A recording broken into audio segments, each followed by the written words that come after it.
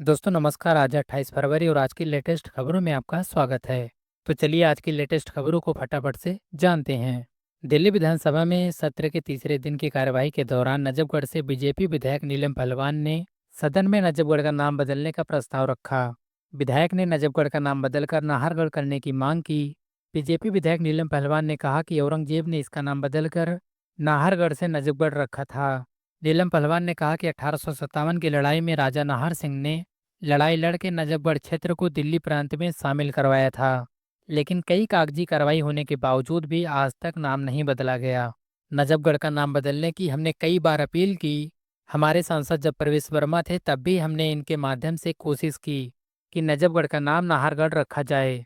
दोस्तों बिहार में सी वोटर्स ने बिहार चुनाव को लेकर एक सर्वे कराया है। इस सर्वे से ये साफ लग रहा है कि इस साल के अंत में होने वाले विधानसभा चुनाव अगर आज होते हैं तो नीतीश कुमार की पार्टी और नीतीश कुमार बिहार की जनता की पसंद नहीं है। सर्वे की माने तो नीतीश कुमार की रेटिंग में भारी गिरावट आई है और केवल 18% उत्तरदाता नीतीश कुमार को सीएम के रूप में देखना चाहते हैं, जबकि इसके उलट सर्वेक्षण में शामिल 41% लोग आरजेडी नेता तेजस्वी यादव को बिहार के मुख्यमंत्री के रूप में देखना चाहते हैं। बिहार के लोगों से सीएम के रूप में उनकी शीर्ष पसंद के बारे में पूछे जाने पर 15% लोगों ने जनसुराज के संस्थापक प्रशांत किशोर को वोट दिया है। वहीं 8% ने बीजेपी के सम्राट चौधरी को वोट दिया है, जबकि चिराग पासवान को 4% लोगों ने मुख्यमंत्री के रूप में पसंद किया है। दोस्तों बिहार में किए गए सी वोटर्स के सर्वे के मुताबिक कम से कम 50% उत्तरदाताओं ने कहा है कि वो वर्तमान सरकार से नाराज हैं और बदलाव की तलाश में हैं, जबकि 22% लोग नाराज हैं लेकिन उन्होंने कहा कि वो बदलाव तो नहीं चाहते हैं। दूसरी ओर सर्वे में शामिल 25% लोग ना तो नाराज थे और ना ही कोई बदलाव चाहते हैं। सर्वेक्षण के निष्कर्षों में आगे बताया गया है कि 58% को लगता है कि नीतीश कुमार की विश्वसनीयता बहुत कम हो गई है, जबकि 13% लोगों ने कहा है कि नीतीश कुमार की विश्वसनीयता कुछ हद तक कम हुई है, जबकि वहीं 21% लोगों का कहना है कि सीएम नीतीश कुमार की विश्वसनीयता में कोई कमी नहीं दिख रही है। प्रयागराज में 45 दिन तक चले भव्य महाकुंभ मेले का समापन हो गया है।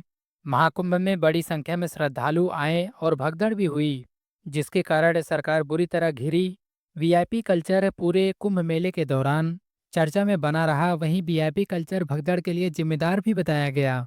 हालांकि अब जाकर कुंभ के समापन के बाद पीएम मोदी ने ब्लॉग के जरिए अपने बयान दिया है, जिसमें उन्होंने कहा है कि पीएम मोदी ने महाकुंभ को एकता का महायज्ञ बताया।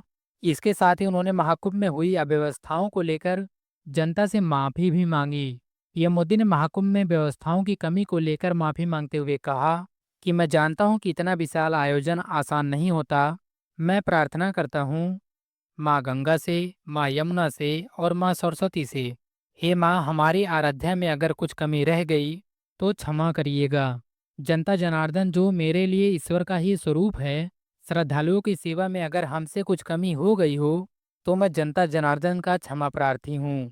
महाकुंभ में गंगा और यमुना के पानी को केंद्रीय प्रदूषण नियंत्रण बोर्ड यानी सीपीसीबी और एनजीटी ने खराब बताया था।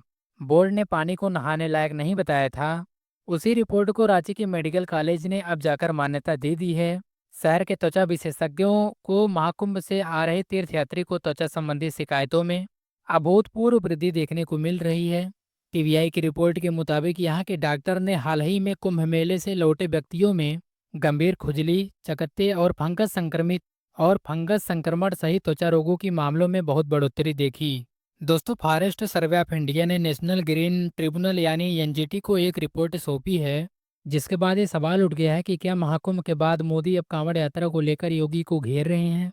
दरअसल सौंपी गई रिपोर्ट के मुताबिक उत्तर प्रदेश में नए कांवड़ यात्रा मार्ग के लिए बिना नियमों के और बिना केंद्र की मंजूरी के हजारों पेड़ों को काट दिया गया है, जिसके बाद फिर वही सवाल कि क्या कांवड़ यात्रा भी मोदी बनाम योगी होने वाली है, क्योंकि महाकुंभ में तो केंद्र के बोर्ड ने पानी को लेकर रिपोर्ट सौंपी थी और नहाने लायक नहीं बताया था और यूपी सरकार ने इसको खारिज कर दिया था, जिसके बाद कहा गया कि दिल्ली और लखनऊ आमने सामने आ गए हैं।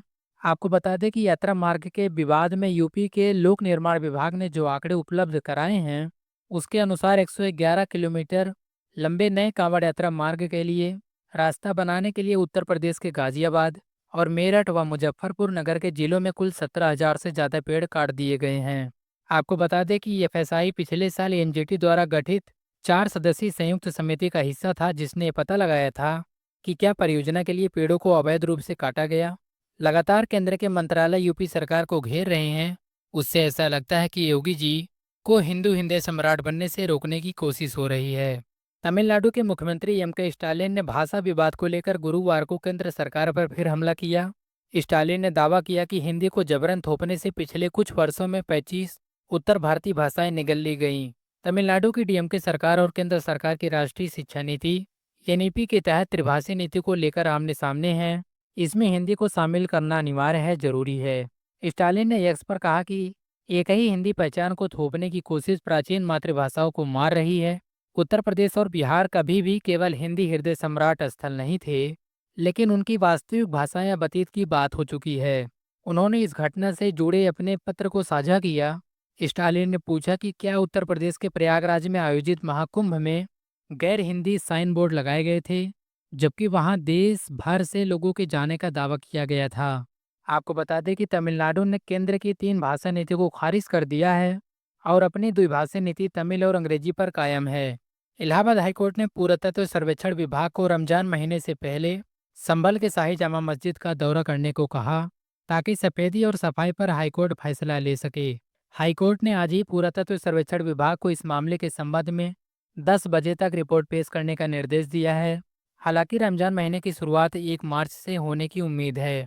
यानी अगर अदालत शुक्रवार यानी आज जामा मस्जिद की सफाई पुताई का निर्देश देती है, तो मस्जिद की कमेटी के पास केवल एक दिन का ही समय होगा। दिल्ली से आम आदमी पार्टी के विधायक अमानतुल्ला खान ने गुरुवार को भाजपा सरकार पर भेदभाव करने का आरोप लगाया। अमानतुल्ला खान ने कहा कि जब मेरी बोलने की बारी आई तो मेरा माइक बंद कर दिया गया, और वहीं जब सत्ता पक्ष के लोग बोल रहे थे तो उनका माइक चालू था। विधायक ने कहा कि हमारे 21 विधायकों को उन्होंने बाहर कर दिया है, जबकि जबकि ऐसा मौका भी आया जब खुद विजेंद्र गुप्ता टेबल पर खड़े हो जाते थे। हमने उनको कभी विधानसभा परिसर से बाहर तो नहीं किया। उन्होंने कहा कि बीजेपी यानी सत्ता पक्ष सीएजी रिपोर्ट की बात कर रहे हैं। ये तो जमाने से सीबीआई के पास है। आप देखिए और बताइए कि करप्शन कहाँ है। आप झूठ बोलकर सरकार में आ गए हो तो आप काम करो। आपने जो वादे किए हैं उनको पूरा करो। आप विधायक अमानतुल्ला खान ने कहा, अब जब डिप्टी स्पीकर का चुनाव होना है तो आपके सभी विधायक विधानसभा से ही बाहर हैं। आप सबको अंदर बुलाएं और डिप्टी स्पीकर का चुनाव करें।